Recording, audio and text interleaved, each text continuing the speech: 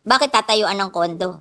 Mr. President, ang sinasabi po ng Secretary ay kahit dun sa mga lupa na sa ngayon tinitirhan ng mga informal settlers, kung dun din magtatayo ng mga halimbawa medium-rise condominium, sila rin mismo ang titira doon. So it's in Hindi nga nila obedience pa rin. ma-afford eh. That's where this comes in, Mr. President, na Afford eh.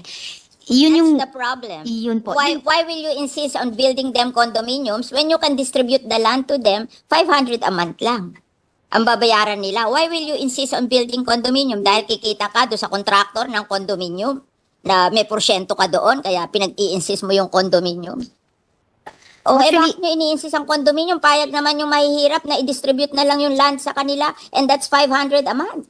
Mr. President, kung naalala po ng good gentlewoman last year, sinimulan na nating i-advocate dito sa floor na to at nagbukas ang DSUD doon na yung dinedevelop nila noong 4PH program, wala pa po yung usapin ng government guarantee, ay maging bukas na i-implement in tandem sa mga proven na programa na sinusuportahan natin tulad ng CMP. Promoting that and I don't think that's practical.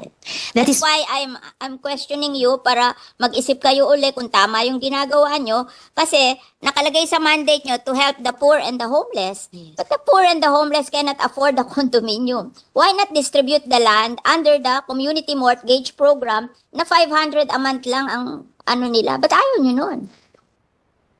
Katulad namin, itong inyong NHA, ay some of the people na homeless sa amin along the River Drive na hindi naman pwedeng ibigay sa kanila yung easement ng ilog.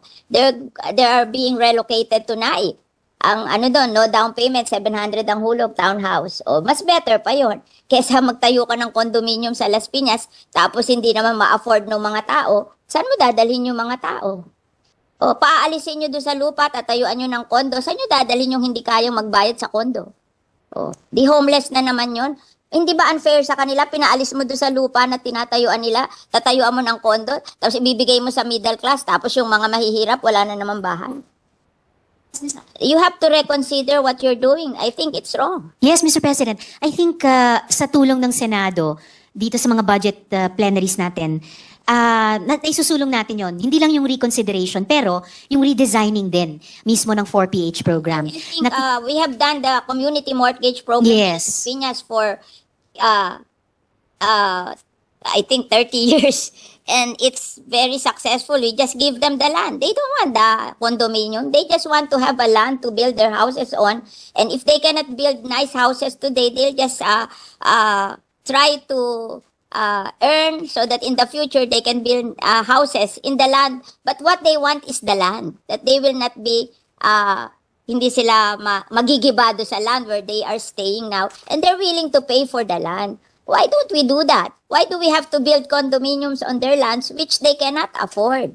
Yes, Mr. President. If I may, I think napakalawak ng suporta nating mga senador sa CMP, for example. And dahil paulit-ulit natin ini-impress yun sa DSUD, kaya rin makikita po natin historically, sa budget na nire-request nila sa GAA, ang lakas po ng hinihinging suporta para sana halimbawa sa CMP. Pero kakaunti lang po ang actually na naibibigay mula sa DBM hanggang sa final na GAA. Halimbawa po mula 2016, nag-propose ng funding ng, this is 1 billion, right? 1 billion pesos hanggang sa 2024, hiniling ang 13 billion pesos. Pero ang naibibigay lang halimbawa o naibigay pala nitong 2024 GAA ay 126. But you, Yes, you so will over- have money to build so- condominium. Sorry, what? No.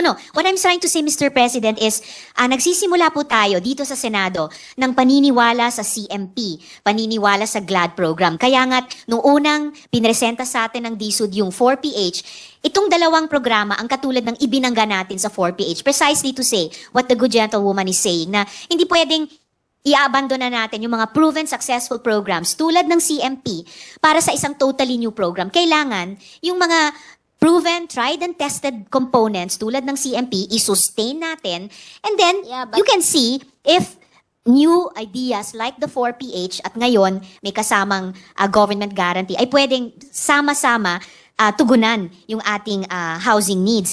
Ganon din po ang nagiging karanasan But historically. if we have land there, Ano po? and they can buy the land and Well- distribute it to the poor, why will we have to build condominium which they cannot afford? Just Opo. give them the land.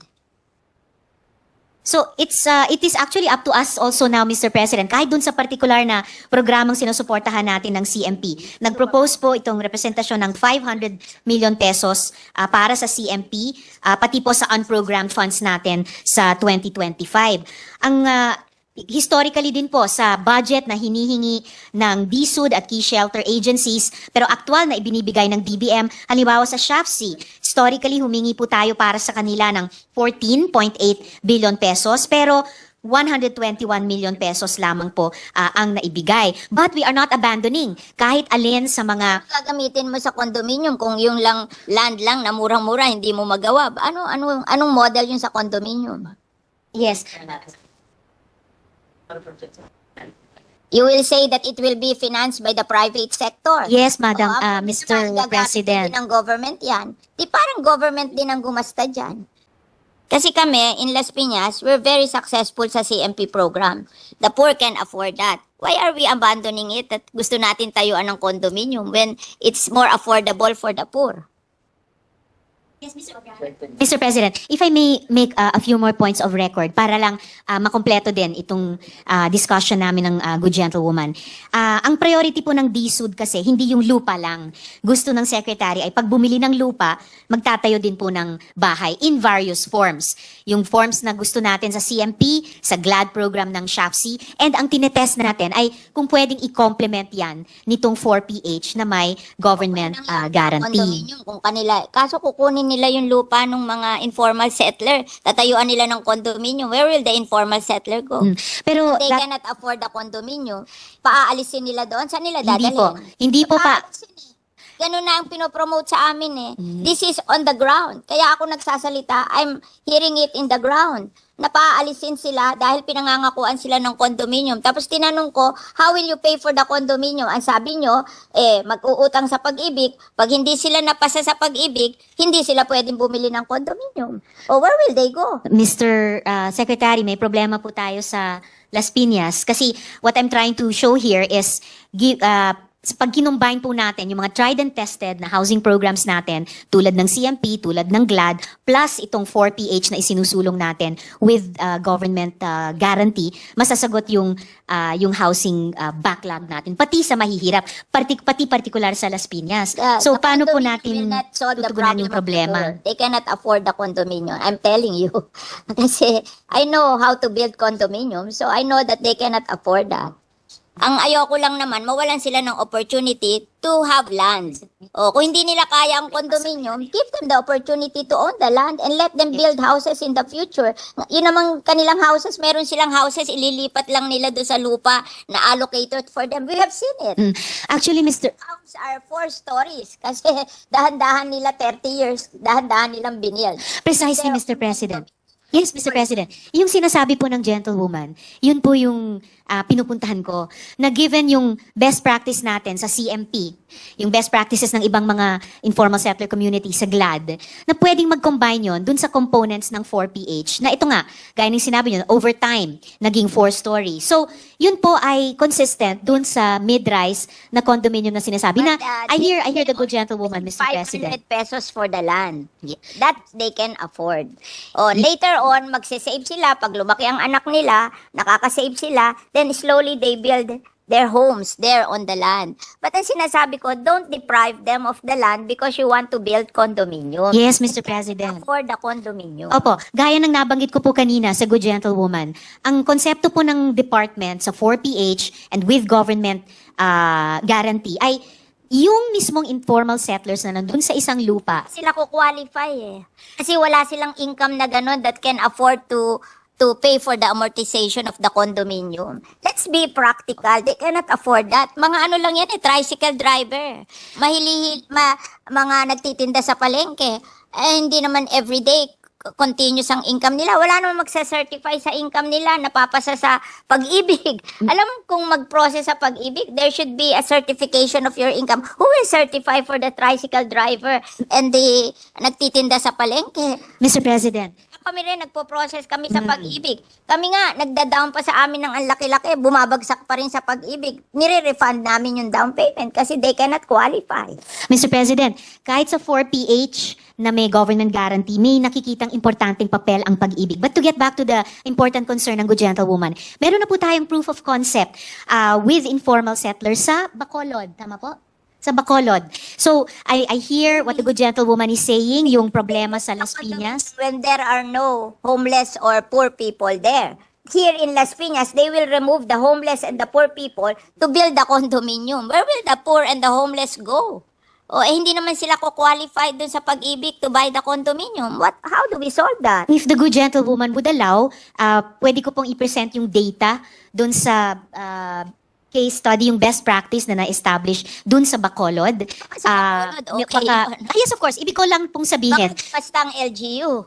Well, actually, Mr. President, yun po yung nabanggit ko sa good gentlewoman kanina. Kaya nga po... Problem is our LGU cannot spend. We only earn 3 billion a year.